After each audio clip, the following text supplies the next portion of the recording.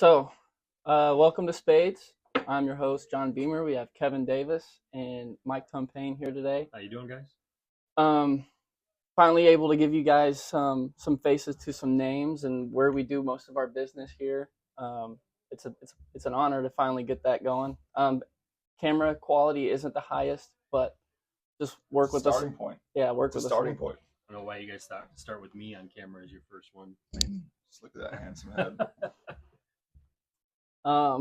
So here we have Mike Tumpane, one of our parents of an athlete in Canes.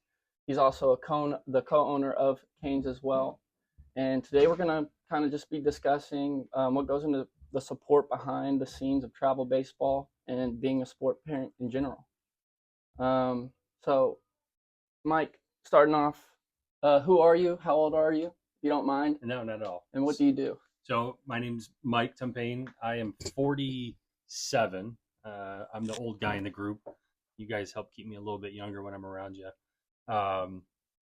So about a year ago, bought in and became part owner of the Canes. It's a passion project. I have a full-time job that I work Monday through Sunday pretty much regularly, and then do the Canes stuff on the side. Sick.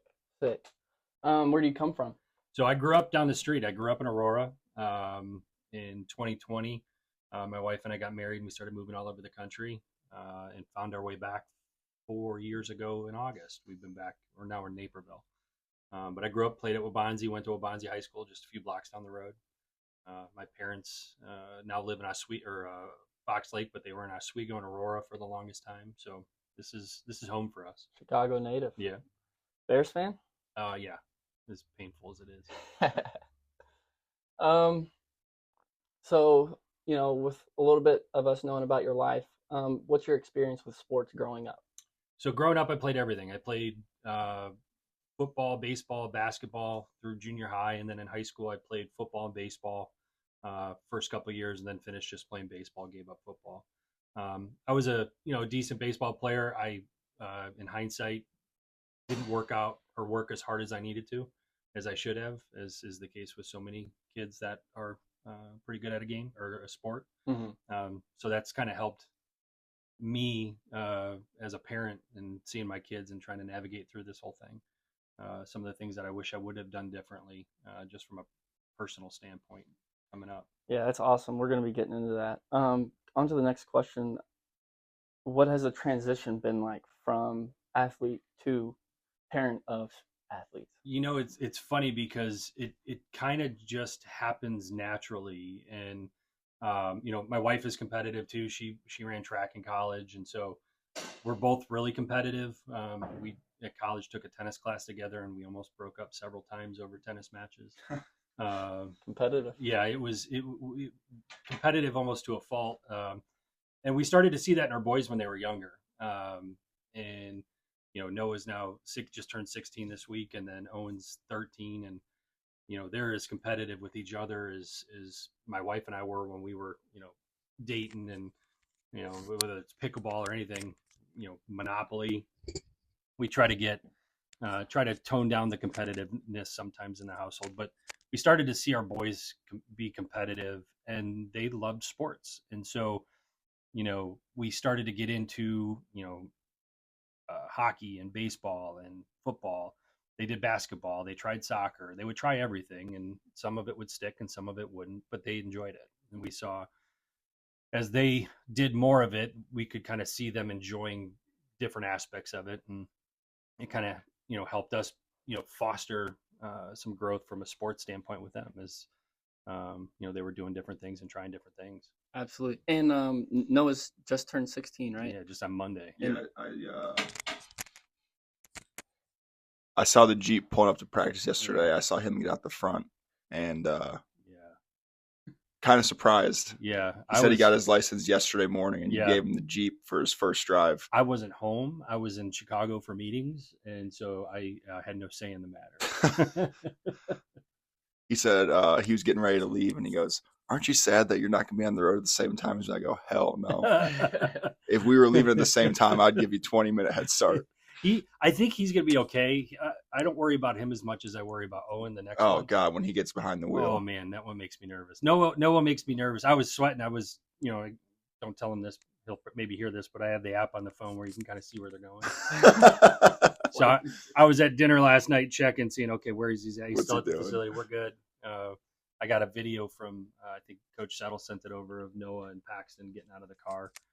I was just trying not to have a panic attack while I was sitting at dinner. Yeah, it's your baby. Oh. The Jeep, I mean. Yeah, absolutely. I was more concerned about the Jeep. I think he'd have been fine. Yeah, I told both of them, let me know when you start driving. I'm going to get off the road. That's awesome, man. So being able to kind of see the competitiveness in your kids and as they grow up, learning from you, what kind of explain what goes into behind the scenes of being a sports parent, as far as like emotionally, physically, and even mentally? Yeah, absolutely. It's a lot, and early on, it was hard for me to really kind of step back and look at it through his eyes or their eyes, because again, I was competitive.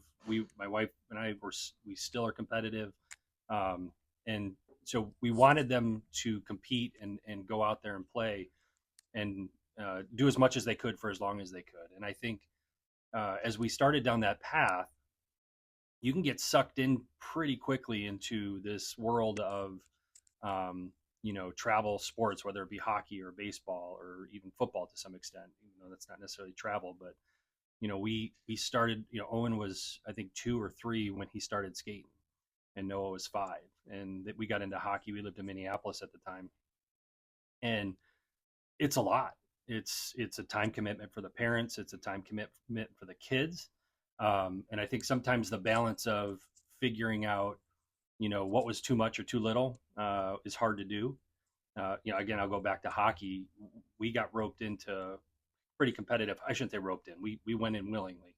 It was great, and it was very competitive hockey. And you find yourself, well, I got to get him to this camp, or he's got to go speed, learn, go to speed skills, stick skills, or speed camp, or he started playing goalie, so he's going to a goalie instructor. You get sucked into all of these different things, and you kind of lose sight of what the end goal is, and you got to be careful, because I think we made the mistake of doing too much, especially with Owen from a hockey perspective. I mean, at one point he was playing almost year round. He had like a 2-month break. He was playing in 2 different leagues. How old is he now? He is 13 now. He was probably 8 or 9 at this point, and he was a good hockey player. Yeah. And he made the association team, and he was playing there.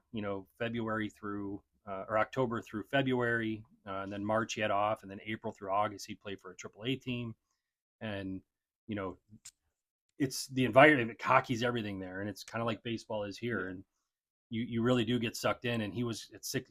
He was 9 or 10, and at 6 a.m. we're going to stick skill training at the rink. And most of the time he enjoyed it, but he got to a point where he was like, oh, I don't want to go. And we had to start bribing him to go. And at the time, in hindsight, it's like, oh, we should have just not gone. In hindsight, I'm like, no, we got to go. You want to be this, or you want to do that. He would openly say he wanted to be the best player, this type of thing. And not being able to kind of take a step back and say, dude, you're 9. Mm-hmm. You don't need to go to stick training at 6 a.m. in the morning. Yeah, so that's kind of where I wanted to go with this, is talking about understanding that balance as a parent. And when I talk about the balance, it's like in that case, like, you recognize at an early age, like, he's good at this, he wants to do it, we're willing to take the time and the effort and out of our day and make sure that he has everything. Where you're looking at it and like, okay, like, he's good at this now, we continue developing him. You understand like the life-changing capabilities that sport can have. Yeah. One, in terms of building them into good young men that can, be successful in any aspect of life, but also just down the route of a sport, like what sports can do. Yeah. As you get older and, going into college and the professional scene. And what's it like trying to create that balance in their life where they're 9 years old and you're looking at it like, oh, dude, he's really good at this. He could do something with his life, get him through college, maybe get into the pro scene, make a good living, but also at the same time not burning him out. Like keeping that balance, keeping the passion and understanding at that age, it really is more about fun. Yeah. I think there's two aspects to it. One, it depends on the kid a little bit. And I think my kids are a perfect example. My older son is nuts. Like that's all he wants to do. And so we like Noah loved going to practice. That's all he ever wanted to do. He, even at a young age, it would be going out to the field down the street and I'd have to hit him ground balls for an hour. And this is, he's 7, 8, 9, 10 years old. Owen was not necessarily like that. And so knowing and understanding the difference in your kid and being able to recognize before it's too late that, it either they're really into it and they're wired that way or they're not and they're normal. Like it's not normal, I don't think, to be wired the way Noah is to some extent. Yeah, no, absolutely not. I think the biggest thing is being able to take a step back and understand the kids are going to be different. And you nailed it. It has to be fun. The second it's a job or it's work for them, you're going to start to lose them. And I think we started to see that with Owen towards the end of his hockey career. And again, in hindsight, I look back and, I think we just got sucked into that idea of like, hey, we got to keep up with, we got to keep up with this family or this kid's doing this on the rink. If he's going to that camp, we should probably go to that camp or those types of things. And it became work for Owen versus where it started, where he just loved going to do it. Also, I think to a certain extent, the younger generations, they're like a sponge. Yeah. They take in information like vacuums, and Owen being able to see you working with Noah at a young age and growing up kind of might have altered him into the person he is today. Yeah. But also, he could also see it in a sense of, he takes it into a personal sense of development and say, hey, I need to spend more time here where I want to. Yeah. Instead of having to force himself to do it all over, consecutively. I mean, I see it now. These guys are coming from football practice straight to baseball practice, and they're worn out. Yeah. I mean, they're moping in their shoulders, sulking, they're not ready to get better at this, at the sport that they're at the practice for. Kind of what is your advice on kids who are stuck between sports or have parents who might have them stuck between sports? I think they have to be honest, and it's hard for a kid. I mean, these kids are put in some pretty awkward spots sometimes. It's getting harder and harder for kids to play multiple sports. I mean, you mentioned it. We see it with our high school and our high school baseball teams and the football teams.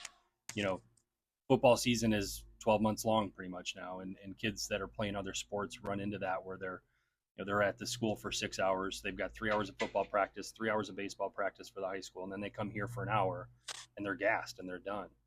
I think being able to have honest conversations, the kids being able to have an honest conversation with the parents, and we've tried to do that with our kids. Like if one of them comes to us and says, I'm just gassed, can I take a night off? It's like, yeah, if you need to take a night off, we'll take a night off, instead of saying, no, get your ass to practice or lifting or whatever it might be. They've kind of earned that to some extent because we know when they're in it, they're doing it, they're committed. They don't really ask for breaks very often. So when they do ask for one, I think they probably need one. And let them go be a kid and, go bop around downtown with Naperville with your buddies or, play Fortnite or whatever it is. Finding a way to create balance and creating an environment with the kid where they can have an open discussion and they're not going to feel like, I'm letting mom and dad down or I'm letting the team down. Now they have to know that you're part of a team and you've got a commitment. And as long as you're living into that commitment, for the most part, you can take a day off. I mean, we have to take days off from our regular jobs as grownups. I think my company 2 years ago instituted a mental health day. So we can take a mental health day. Just, we need a break if it's, things have been crazy. There's no reason to think that kids going through some of the same things that they're going through with school and sports all at the same time don't need a break. Mm-hmm. I think the other part of that too is parents having and kids having good relationships with their coaches, whether it be at the high schools or their clubs, being able to talk to the coaches. about what's going on, and know that those coaches are there for you as a human, beyond even just being a baseball or a football player. I think that sometimes it's hard in the high school realm, the high school sports, because it's just a different animal. But I think that's something we face as a society, for a lack of better terms, as a challenge, burning these kids out. Yeah, absolutely. One thing, going back to like different kids and how they grow up, I at a very young age I was diagnosed with like ADHD, ADD, all that weird crap. My parents kind of had no other choice but to keep me in one sport after the other, Yeah. because by the time I got home, I was either bouncing off the walls or I was tired. So another thing on top of that is,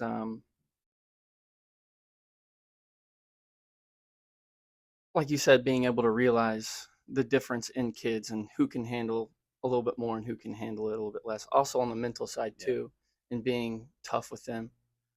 I'm a big fan of tough love. Yeah. I love what we do here, but I also need these guys to understand, like, it's go time when we hit practice. It's go time when we hit the field. So and that's life, right? That's what I love about what we do with the Canes and what you guys do as coaches. Like, baseball's great, and a lot of these kids are going to go on to play college baseball. Some of them aren't. Maybe some of them will go on and play at the next level. It doesn't matter what they're learning and what they're going through, and the tough love and the learning discipline, and that's life. That's life lessons, man. That's being a human being, and hopefully makes them be better humans down the road, whether or not it's playing baseball or working at an insurance company like I do.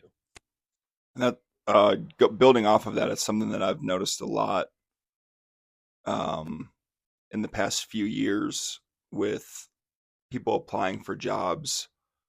Like, having on a resume, 4-year college athlete, whatever, carries a lot of weight, because people that are hiring new workers are starting to understand what that actually means.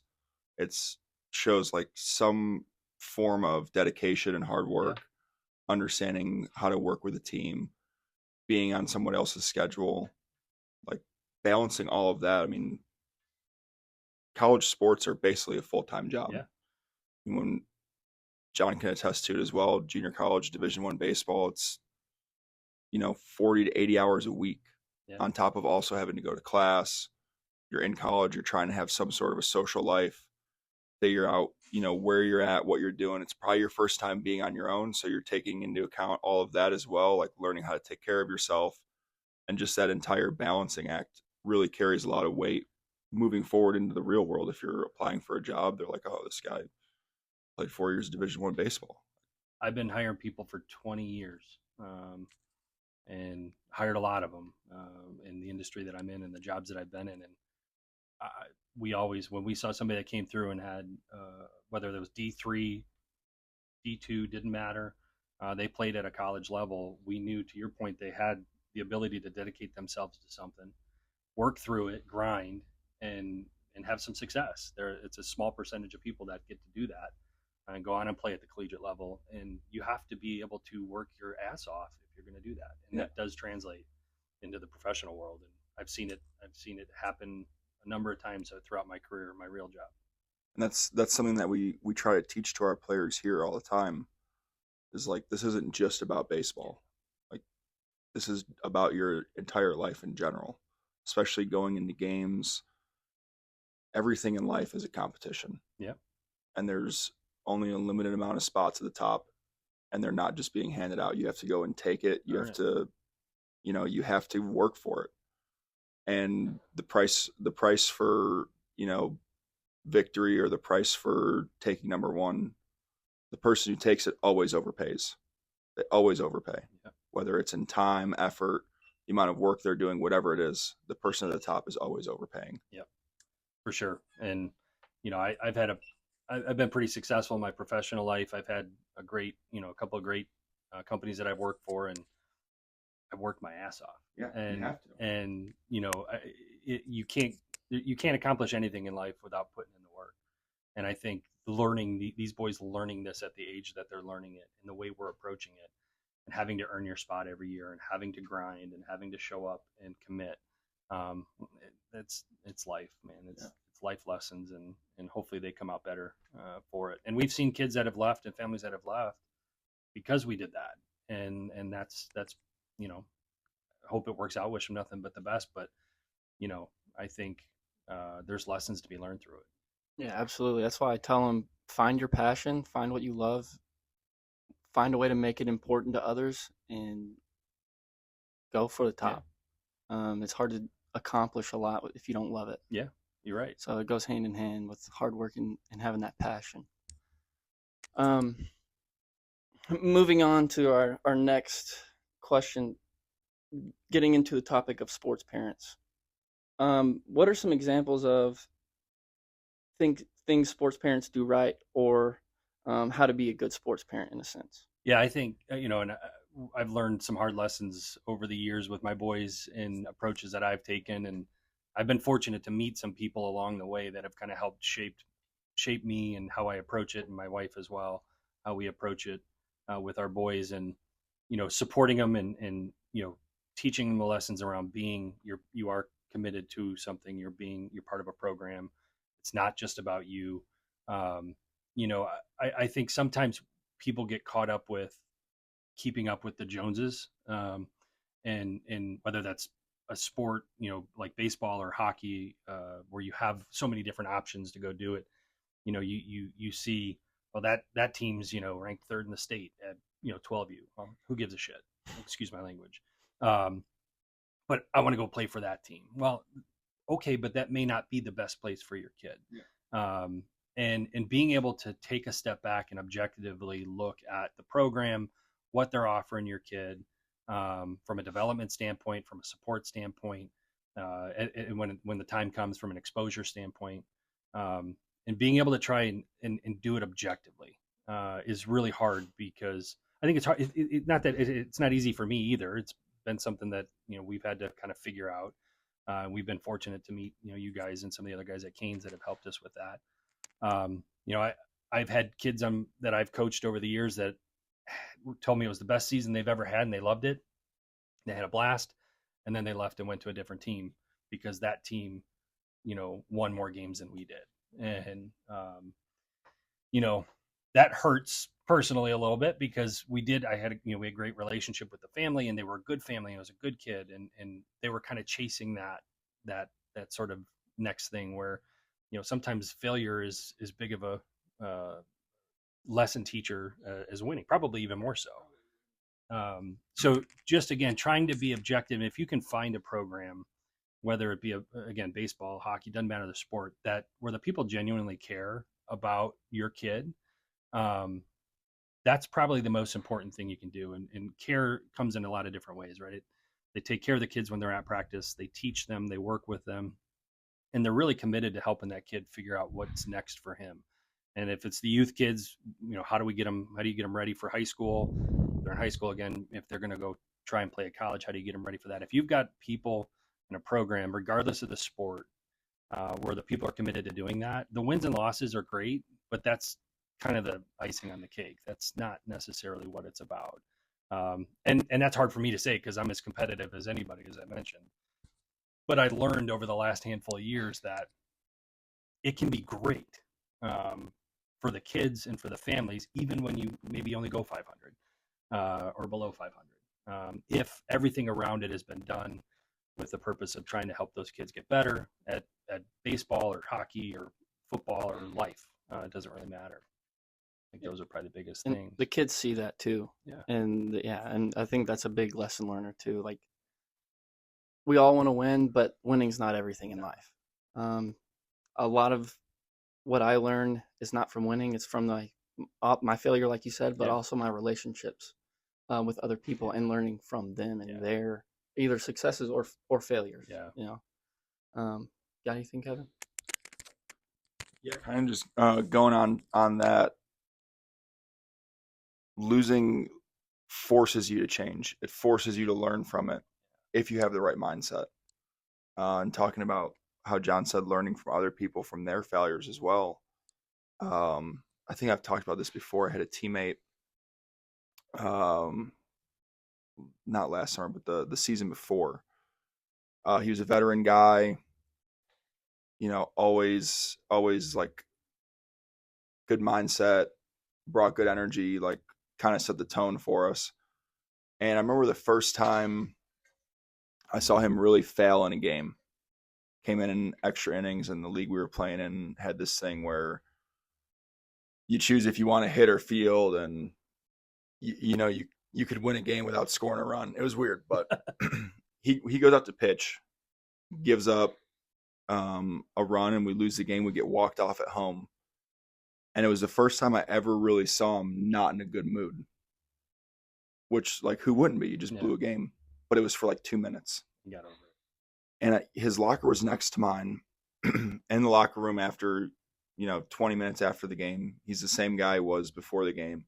Same guy if he would have went out there and struck everyone out and won the game. And so the next day I said something to him like, dude, I was really impressed with kind of how you handled that. He's like, what do you mean? I'm like, I'd be throwing shit. I'd be in the worst mood ever for at least the next day. I'm like, how do you do that? He's like, well, I've been playing for a while, but he's like, I literally just give myself until I take a shower, and then as soon as I'm out of the shower, the day's over. It's a new day, and I restart, and everything's fine. And so I kind of started to carry that with me, and the way that it changed how I handled failure and learned from it, and was able to still find good things in a bad day. Yeah. I really saw myself grow as a person, as a player from that lesson. So just being around other people and seeing how they handle stuff. Failure is the greatest teacher in life. It is. And it's something we try to actively coach our boys on, both Becky and I. Again, you guys know Noah, he's a bit of a knucklehead. He's when they lose, he hates losing. He hates losing so much, which I love and I hate at the same time. Yeah. And he has a bad outing or something, he has a bad day at the plate, whatever it is, he's cranky that night, and trying to get him to look back at, hey dude, you went 0 for 4, but you had 2 rockets that you hit to left field, or find the positive, like you said. And I think he does, he kind of nods, but he still plays that he's upset, which I'm sure it's a little bit of both. That's hard. But that, again, that carries through life no matter what you're doing. If they were all good days at work, they wouldn't pay us for it. Yeah. You know what I mean? The other thing too, with kind of chasing the teams, I mentioned the family that we had that, they went to a different team, kind of chasing the win. When we learned early on that, I think sometimes we run into, there's multiple levels, right? You've got A, B, and a C, or whatever it's called. And as a parent, there's a pride factor involved, right? Yeah, 100%. You want your kid on that A team. I want, and being able to objectively look at your kid and versus some of the other kids, or also when you go to an organization, know that they're going to put the kid in a good position. And we learned the hard way, back to Minnesota and hockey when Noah was first playing hockey. The way it works is when you're in fifth grade, you're first year squirt, second year, or sixth grade, you're a second year squirt. And they have A, B, and C. A being the top, C being the lowest. Yeah. Second year squirts usually go to a B team or an A team. Well, Noah second year squirts made a C team. And when we got the rosters, we didn't say anything to him, but my wife and I were kind of pissed. Like, oh man, C team, that sucks. He should be on a B team. And we weren't happy. We were like pissed as parents, like, thought he should be on the B team. He's a second year squirt. Man, I tell you what, that was the best thing that ever happened to us as a family and to Noah as a kid. He went out that year on the C team. He had the time of his life. It was the most fun he'd ever had playing hockey. We had, as parents, it was great families. They won a bunch of games. He got tons of playing time. I think he might have led the team in goals and stuff that never would have happened had he been on a B team.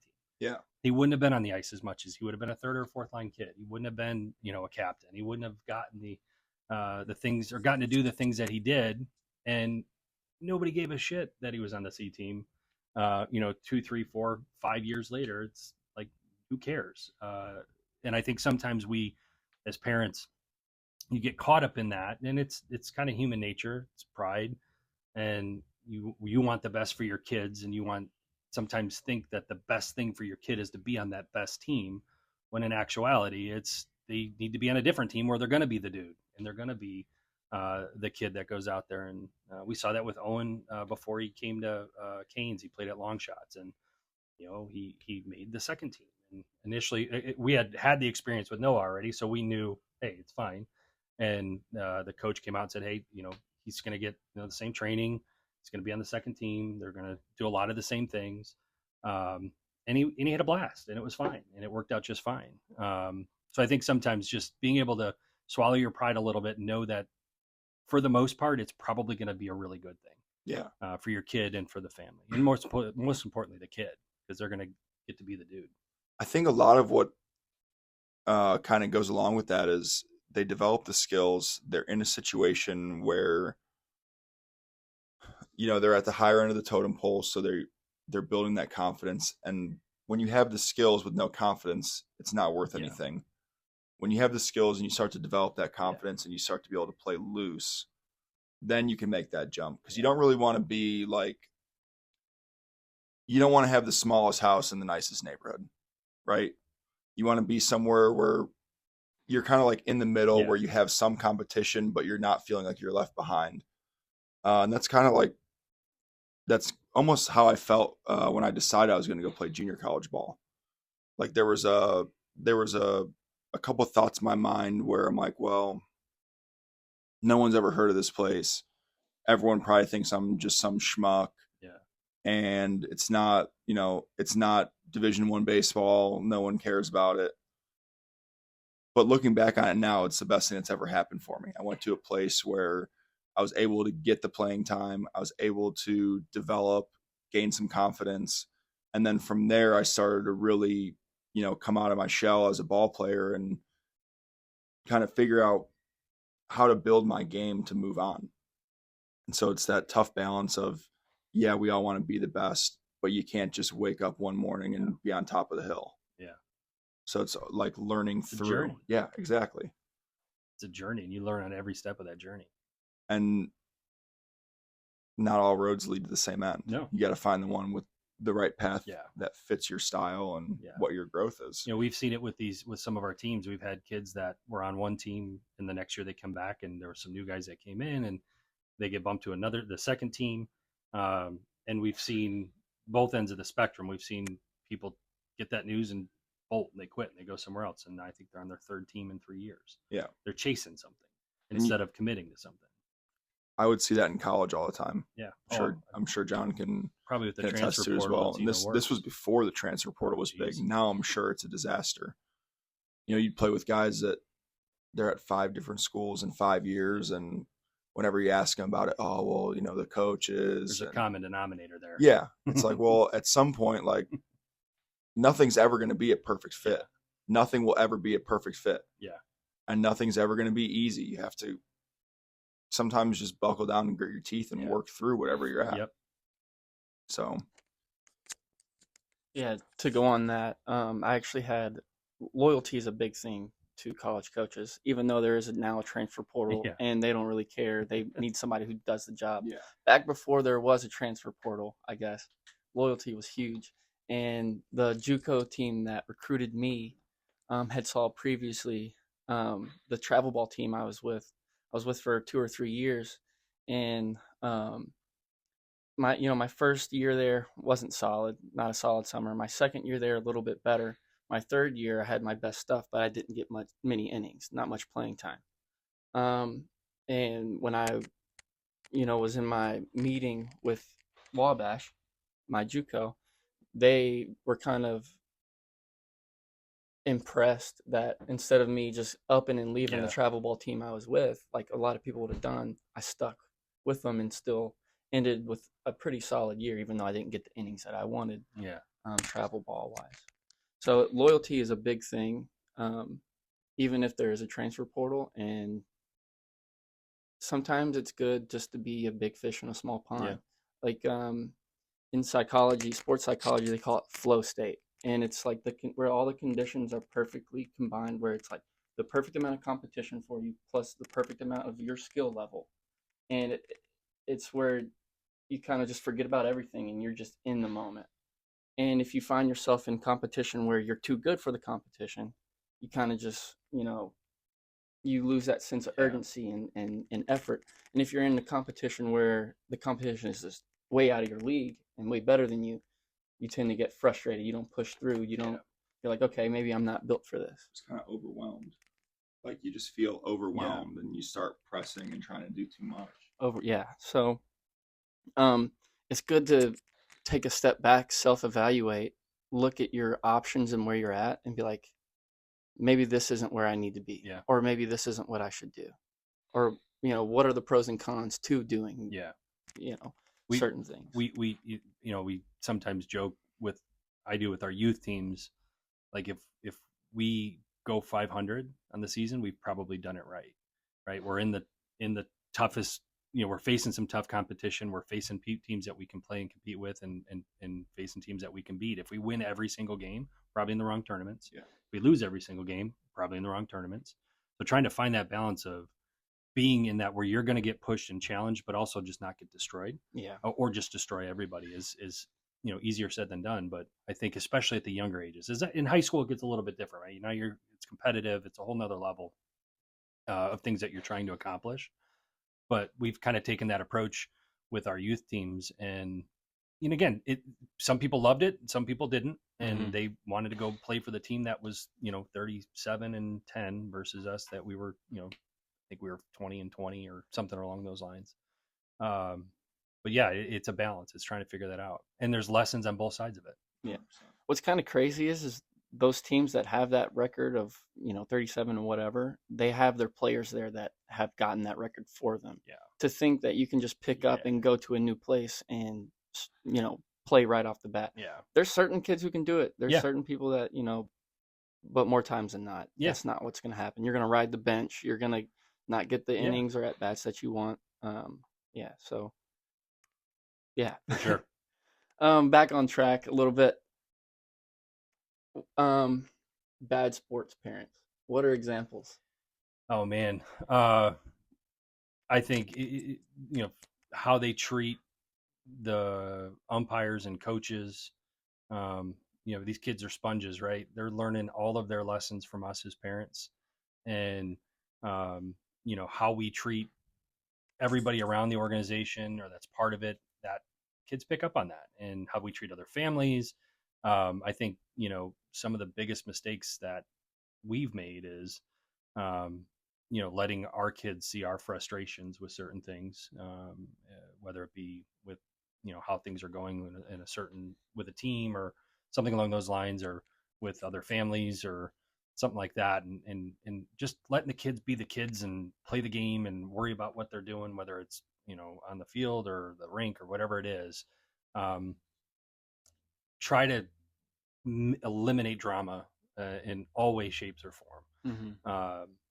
We tend to sit when we go to our boys' games, down the line away from, because we want to mumble things under our breath when our kids make a mistake and not have everybody else hear us. And I think just letting the kids kind of be the kids and do their thing, and not try to overcorrect things, or let the coaches coach, let the umpires umpire.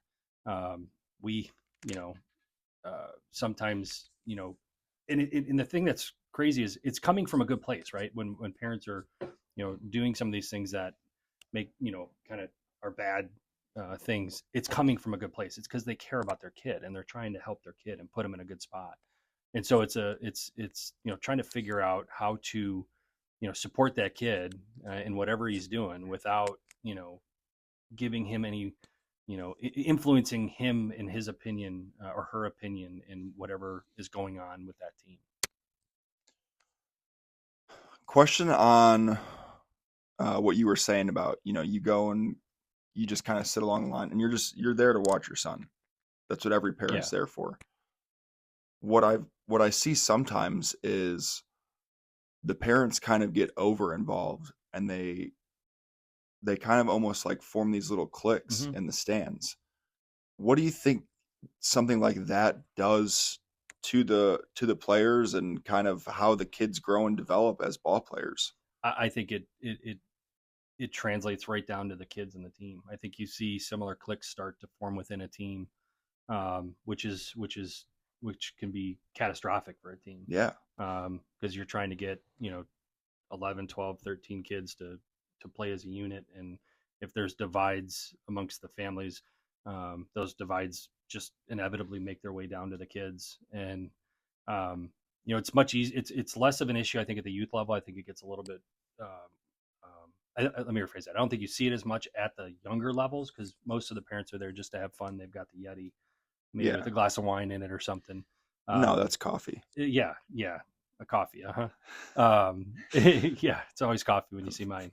I think as the kids get older, it gets more competitive, and you start to get that competitive fire from those parents coming out. And it's never going to be perfect, right? There's zero perfect situations. There's no perfect team. There's no perfect organization. There's no perfect group of parents. But I think to the extent that parents can avoid, sharing it, kind of going back to not letting our kids hear or see our frustrations with things, because they're mirror, they're sponges. They'll mirror that. And if they see us as parents, pissed off at another parent or other groups of parents or whatever the case may be, that's going to translate. It's going to put them in a weird spot because that parent's kid is probably their buddy on the team. And so it just creates a weird dynamic on the team. And there's nothing good that comes from it. I think the interesting thing kind of from the outside looking into a situation like that is it almost seems like these parents are kind of just fake. Like they get caught up and they give off this impression like they really care what's going on with someone else's kid. At the end of the day, like everyone's just there for their own kid. And so they almost, I don't even know how to describe it, but it's like they create these cliques and they kind of act like they really care about something else, but in reality they don't. And it's almost like they're looking for support from someone else to act in the way that they do. Yeah, probably. I mean, I see that at work in my regular job. Yeah. And I think that's kind of human nature to some extent. So being aware of it and understanding, what your place is as a parent. And, you guys have worked with my kids. I remember 4 years ago when we met Zach, I said, dude, he's yours. I want nothing to do with him. I love him, but I'm going to let him do his thing with you. And I try to step back and I don't overcoach. I try not to coach him unless he asks me. And I think sometimes part of that, how that dynamic forms is when parents start to get really involved with the overcoaching of the kids or the over direction of what might be happening with a kid or a team or something within a game. Or sometimes it's hard for us to just, especially, I've coached my boys since they were 5 and I'm not coaching anymore. So it takes effort for me to step back and not try to, say anything or do anything. And I think a lot of the parents that we have in the stands, many of them have coached their kids throughout their lives. And so being able to flip that switch off, where I've coached my kid for the last 5 years, to now being a fan sitting in the stands, it's hard to do. And some people are better at it than others, but I think that usually can be the catalyst for that sort of dynamic to start forming between parents. So as a parent, how would you kind of say is the best way to go about that? Because cliques are unavoidable. I mean, you see it like even at the professional level. I mean, you got 30 or 40 dudes in a clubhouse. You're not going to, everyone's not going to sit in a massive circle, crisscross applesauce, sing Kumbaya and hold hands. You usually got your 2, 3, maybe 4 guys that you spend most of your time with. A lot of times it's like, I'm hanging out with bullpen guys most of the time because we're around each other all the time. The hitters kind of stick together. And from that aspect, like I said, cliques are inevitable. But what I always try to do is when we're in those small gatherings, I try to avoid kind of talking down on other people. And because, we get done with a game and the Uber ride home, or if we're sitting in an apartment after, we're talking about the game. Yeah. It's all we do is just, we play baseball and we talk about baseball. And so we go back and we'll kind of recap the game and talk about certain plays and situations. And it's easy, especially if you're on a team where you're not winning a ton. Like it's easy to be like, oh well, you know, we got this guy. He's hitting singles that are bouncing off the wall. Like what's going on here? We need like that's unacceptable. And I think it's that sort of dialogue there that kind of leads into the divide. So how do you kind of avoid that?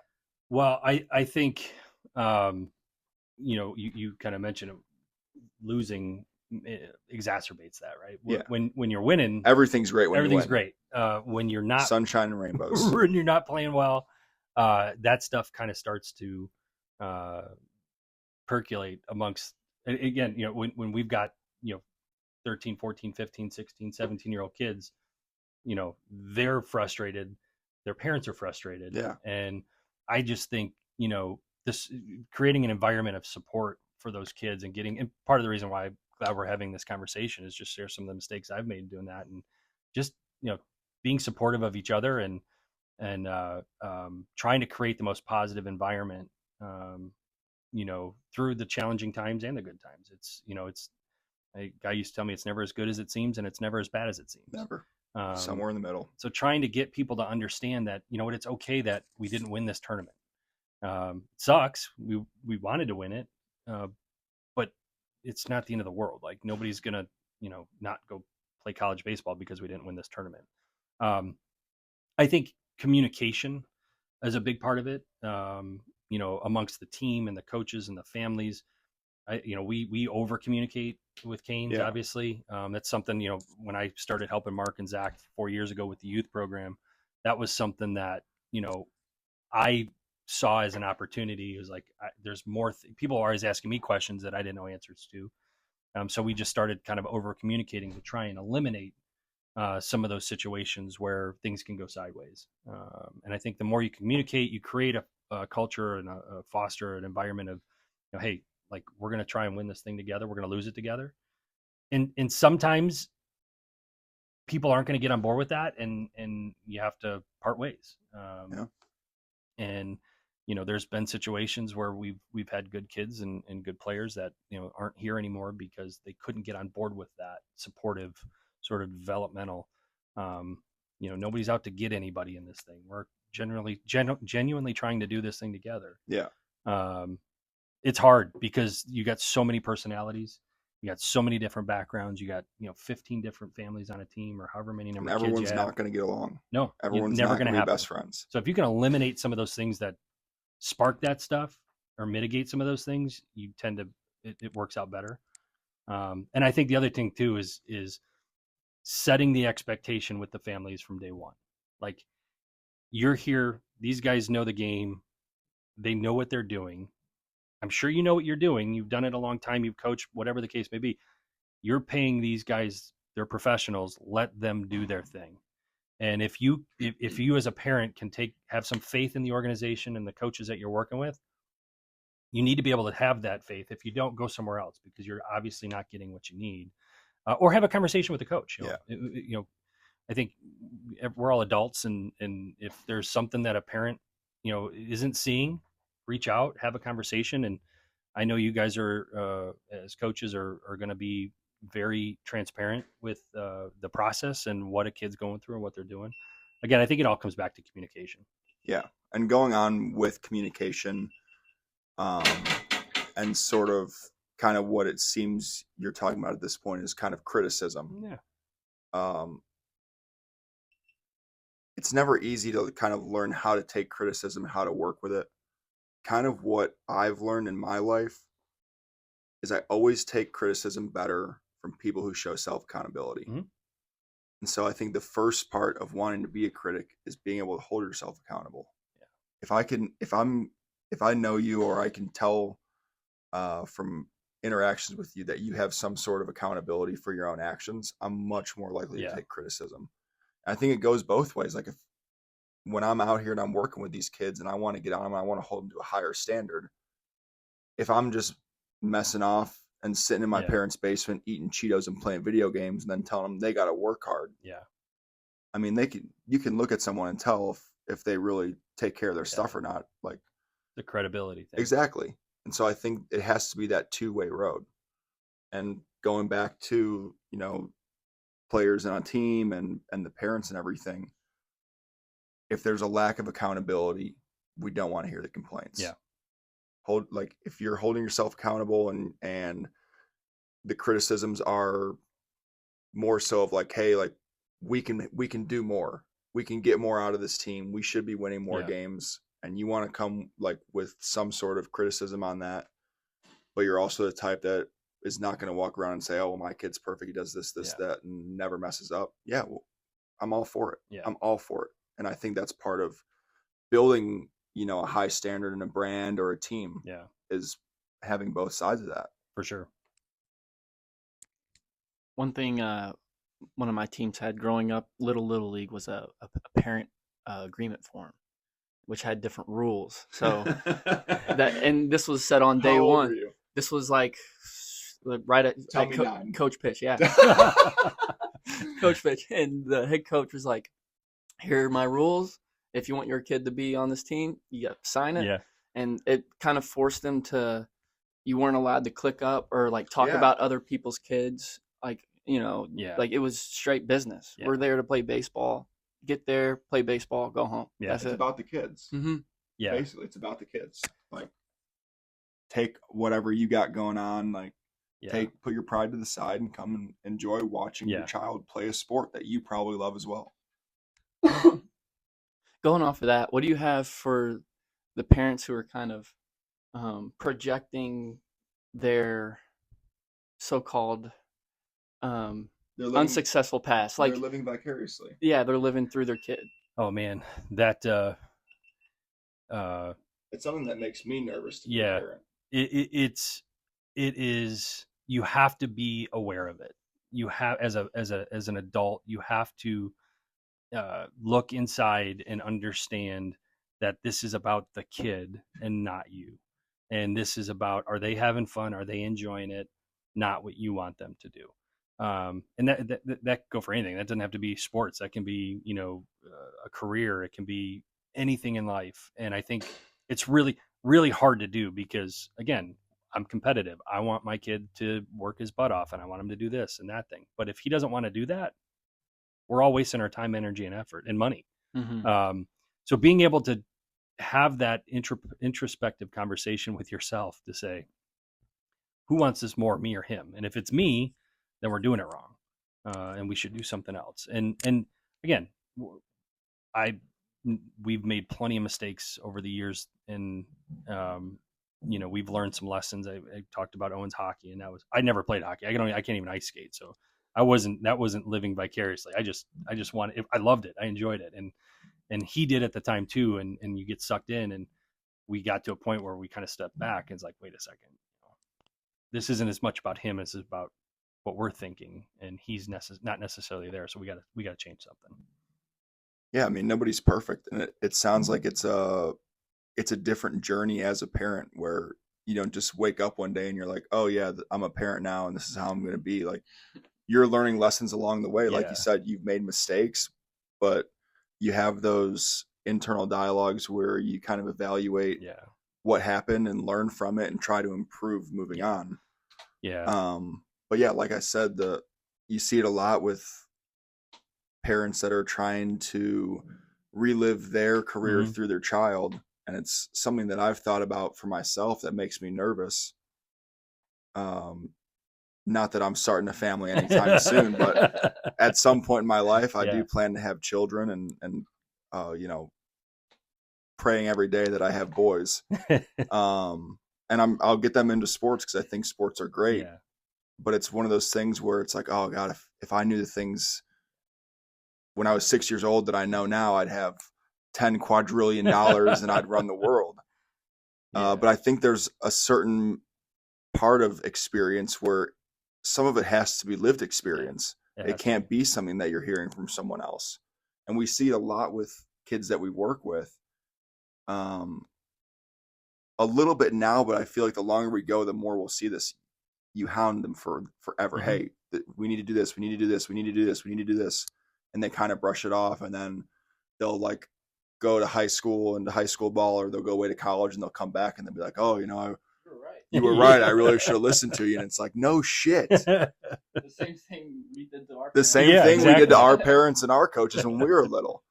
And so, like, I look back on it now and I'm like, God, I wish I would have taken this guy more seriously. Yeah. But I think there is part of it where you have to have that lived Yeah. experience to really understand these things in life. You do. And so it doesn't matter what you tell someone or what you can get them to read in a book or whatever.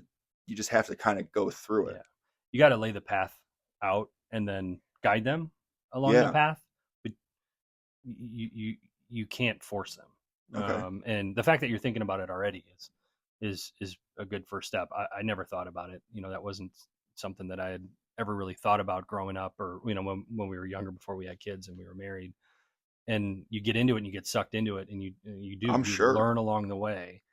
And I'm fortunate, we've got my wife. She's pretty level headed, and she'll call me on my bullshit when she needs to, and I'll do the same with her. And although if she listens to this, she'll tell you that she never has any bullshit. But No, never. I'm sure it's got to be just as exciting as a parent as it was when you were a player. It is. Kind of in its own respect. Yeah.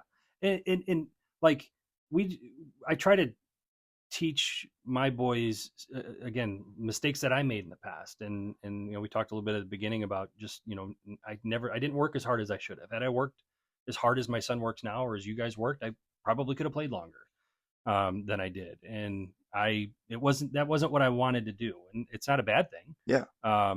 And everything turned out just fine. And, I've had, a pretty good life. I've been blessed. And, figuring out, like with Noah, he wants it. Like he's wired that way. And so we'll lay the path and we'll support him. And when, the time comes, if he's fortunate enough to go play in college, he will. If not, he'll figure something else out.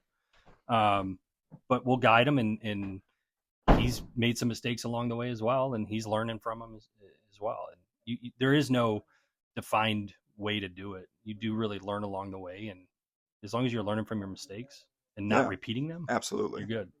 Going back on the excitement factor, talk about the emotions as a parent, like when you're watching your son play, when he comes up to the bat or he's in a tough spot on the mound, whatever. Are you getting the butterflies too? Oh yeah, it's really, you get both of it. You get the good and the bad. I'm sure.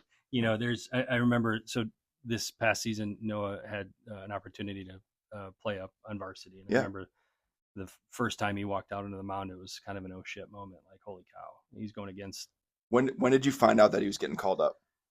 Probably the couple of days before. And so the day of, probably from the moment you woke up. Yeah, it was a interesting morning. We were all wired. Ready to go. That's really something that I've never thought of. Like pacing around the house, like, my wife's much calmer than I am. It's funny, even like when I was coaching the boys, like the morning of a game, I'm pacing around the house. I'm ready to go. Like I was going to go step out onto the field. And when your kids get to that point, there's nothing better than watching your kid go out and play whatever the sport might be, and then getting an opportunity to see him actually go out and do that with the varsity team as a freshman was incredible. And he did great. And you're hanging on every pitch. Yeah, you're sitting there, and I'm farther away from people, so people don't see the sweat or hear me say things I probably shouldn't say in public. But it is really cool, and it's stressful. And when they don't succeed, it's devastating. And I'll give an example with Noah. His 7th grade year of football, he broke his arm really bad, and he only got to play 3 weeks, missed the rest of the season. 8th grade season, he went back out, played football, and football was always kind of his favorite sport. Yeah. And he played a bunch of different positions. He played running back, he played cornerback, he played wide receiver, he played a little quarterback. And the end of the season, the last game of the season, they had to win a game, I think, to get home field advantage, and they were playing Oswego. And he caught a touchdown in overtime, ran it in, broke a few tackles to win the game, and put them in. I think they were the number 1 or the number 2 seed. It was the greatest thing ever. Had it on video. there was a high school coach that was talking to him about a different high school he was going to go to that was there watching. I mean, it was the greatest thing ever. And the just pure joy, like the team and the kids and the coaches and the parents are hugging, coming over and hugging you and high-fiving you. Fast forward I think it was a week or might have been 2 weeks later, he's in the semifinal playoff game against the same team at home in overtime. And they're in the end zone. They have to score. It's the last play of their drive. And the quarterback throws him the ball in the end zone. It hits him right in the hands, tips off his hands, and the guy intercepts it. And that was the game. They ended up losing that game. And it was devastating. Like it was the hardest thing to watch your kid go through because I knew he was devastated. They flipped. They went back on defense to let the offense run. And I'm sorry, he went back on offense to try and score again. Their quarterback gets hurt. Our quarterback gets hurt. So he's the backup quarterback. So he goes in. So it's like, okay, he's going to get a chance to redeem himself. And he's got one play. He's going to throw a fade to the kid in the end zone, and the ball gets snapped 5 feet to his right, and never even had a chance. And that was the end of ended up being the end of his football career. He ended up not playing in high school, but the highs and lows between those 2 weeks as a parent, not so much for me, but I knew how he was going to react, and he was devastated. And he went from being the hero to the GOAT in a matter of a week or two. And I'm at the end of the game when they walked off, I went up and he just hugged me, and he's probably going to kill me for telling this story if he hears this, and he was just sobbing, and he felt like he let everybody down. Yeah. So you relive those moments as a parent from a different lens than you maybe did when you played. And the good times are great, and the bad times are probably even worse. Yeah. One thing I want to add on to that is, and this is something my parents still do to this day after a bad outing. And I had these texts a few more times than I wanted this past season, but reminding your kids you still love them no matter the result of their performance. Yep. Like, hey, we still support you no matter how you go out there and throw that ball. Yeah. No matter how hard you hit the ball. Doesn't matter. We're going to be here to support you. Yep. And that's one thing that kind of eliminates the pressure out on the field too, because you kind of get caught up in wanting to look good in front of other people. But then when you do bad, it kind of doesn't matter. Yep. It's like, okay, well, what do I go to now? My support system.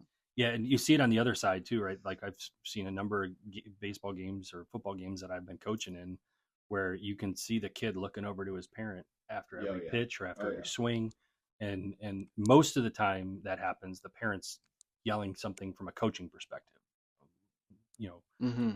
Lift your elbow, whatever they're saying, they're giving that kid cues. And instead of listening to the coaches or forgetting that bad play or that bad swing or whatever just happened and moving on to the next one, they're looking at mom or dad, for whatever reason. And I think that it makes it so much harder on that kid. Mm-hmm. And that's when my kid's playing, I go stand out of sight. Like I don't want him to see me. And I try to, kind of linger in the background and, especially, I mean, if it's just a little bit of fun or whatever, you might see me a little closer, but I try to give him his space to do his thing. Yeah. One thing, in college, we had a starter. He's in affiliate ball now. But his dad would come to every single game, no matter where they would go, fly, drive, doesn't matter. His parents would be there, and you could find them like every third or second inning in a different spot of the stadium while he's starting, like in the stands, like while someone else is starting, whatever, they're chilling, they're relaxed. Yeah. But when he finally gets in there to pitch, I mean, you can see the anxiousness in their walks as they're just pacing around the field. Yeah. It's hard to explain, man. When Noah was playing a game for North, and he had played mostly infield and pitched for 12U to 15U, and he's playing in a game, and I see him. He plays third base a lot, and I see him running the dugout. He's running towards third base, and he keeps running past third base. Next thing you know, he's in left field. I'm like, oh shit, this is gonna be interesting. But he went out there and he did great. He had fun, but that was definitely a moment where I was like, oh boy, this is gonna be an adventure. Yeah. But you just got to let him figure it out and let him go, and go and hide in the corner if he screws something up. And you're right, though. You mentioned just at the end of the day, just telling him you love him and support him. And, my wife, she saw something, I was probably on social media a number of years ago, that the most important thing you can say to your kid after they play a game is, I love you. I have fun watching you. Yeah, absolutely. And just keep it to that, and try not to, you know, just let them, you enjoy watching them, and it gives them a little boost of confidence, because they're already, if they had a bad outing, they know it, they're pissed, they're not happy. Anything you say or do at that point isn't necessarily going to help. Yeah, no. There's been a couple times over the past few years where my parents watch every game on TV, like, does it like, and I'm a reliever, so they're watching 3.5, 4 hours of Spanish baseball, not understanding a word that's going on, and hopes to see me for hopefully 5 minutes, because anything longer than that, it's probably a shit show. And every once in a while, I'll get a text after like a bad one. It'll just be like, "Ooh, rough one tonight." No shit. Thanks. Your parents are super competitive in themselves. Oh, I know. I'll get videos of them sometimes, because they'll like record from from their phone to the TV. And I think it's mainly just, I think it's them wanting me to know, hey, that's cool. We're locked in. We're ready to go. And I'll hear them yelling in the background, but yeah, it'll be like, "Ooh, rough one." Like, no shit. Yeah, thanks. Well, and it's, I think too, as parents, like, it's instinct, because it's our job to teach them everything. Yeah. Right? And I know it's all out of love. Like, it comes from a good place. Most of the time I'll see the text and I'll just be like, I'll get back to them later.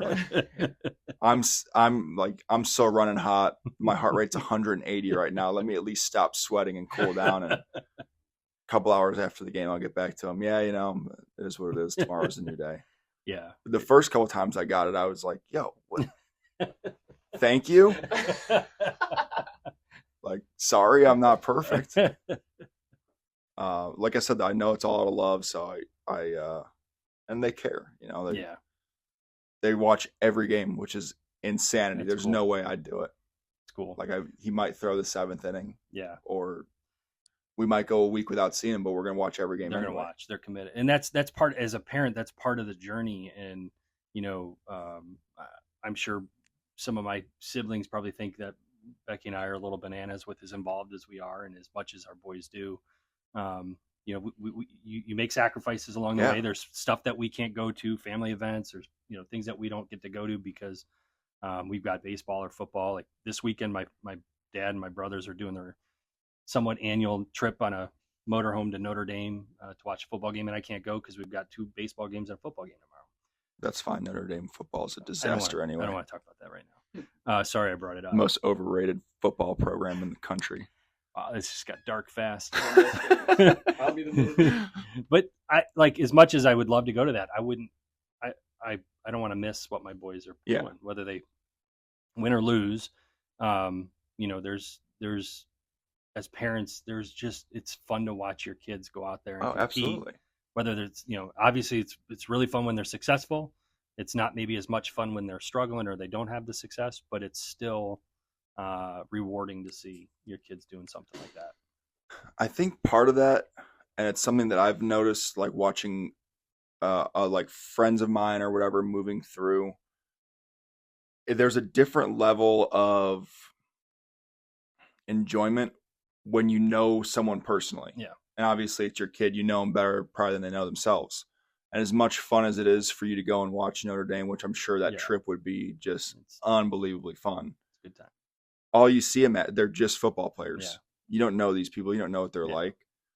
And so you'll see it as your son keeps going through the game and goes on to college, and you start to get to know the other players on his team, like knowing the people and knowing them personally, and then seeing them go out and work adds a whole nother level to the enjoyment of the game. Yeah, for sure. We do it now. Like Noah's buddy James McGrath plays at St. Francis.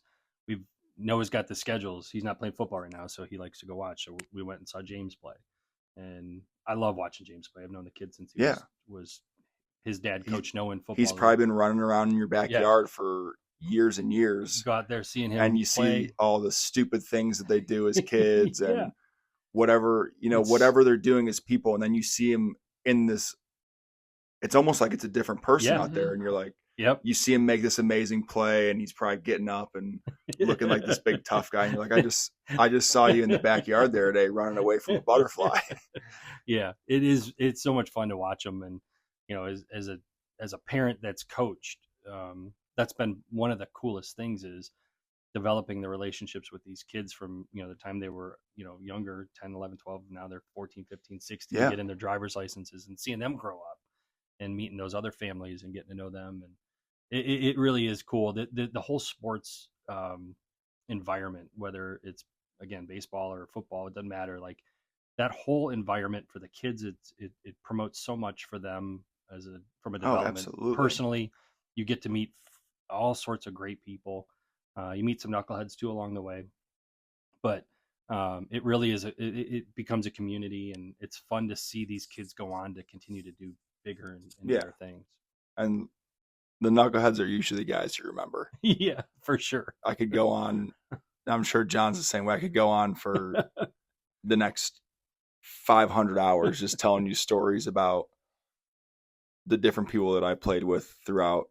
And it's never going to be, and there might be a few about stuff they did on the field, but most of it is about off-field stuff. Just the people that you come across going through sports, and you just have the one common denominator of like, hey, you throw a baseball too? Cool, let's be friends. And then off the field, like you're completely polar opposites. Yep. Like the amount of, I wouldn't necessarily consider myself a country boy.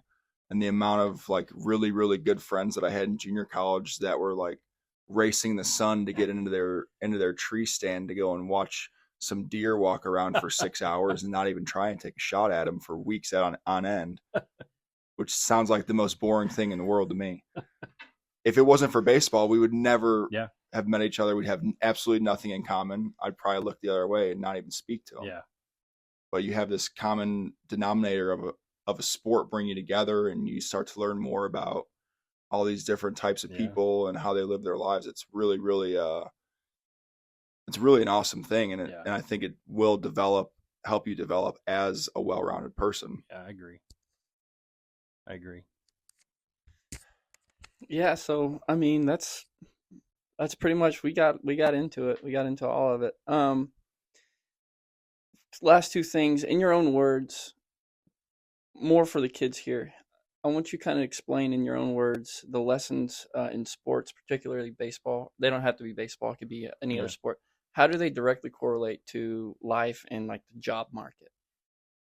I would say two things. One, figuring out and learning how to battle through adversity is probably the biggest one. No matter what career you go into, it's going to be hard, and there's going to be really challenging times and things that are going to be thrown at you that you weren't prepared for, you weren't expecting. Being able to learn how to deal with that will translate throughout your entire life, professionally, personally. Nothing's easy. Like nothing that's worth it, at least, is ever easy. And being able to face something that's a challenge, figure out how to work through it, and leveraging other people and help, working with other people as teammates to kind of get through whatever that challenge might be. You're going to face all sorts of them, regardless of what career you choose. And the other thing, I think, learning the grind and the hard work. And, if you love doing it, it's easier to work hard, but it's still hard. You still got to grind. You still got to go to work and do what you got to do. If you learn that young, whether it's baseball or soccer, whatever the sport might be, if you put in the work, the rewards will come. They may not be what you think they're going to be, but there will be rewards at the end of it. And usually the folks that work the hardest are the most successful. It's kind of like the idea of compounding interest and learning it young. Very much and so. There's a lot of like specific examples with ball players that we have where they're not going to notice. They're going to come in and we're going to do this work, and they're not going to notice any difference tomorrow. And they're not going to notice any difference the next day or the next day or the next week or the next month. And so sometimes what I have to do with them is like, here's a video from 3 months ago, dude. Yeah.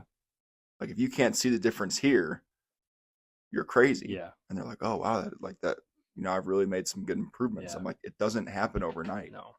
It's like, like a millionth of a percent better Yeah. today. And a year from now, you won't even recognize yourself looking back.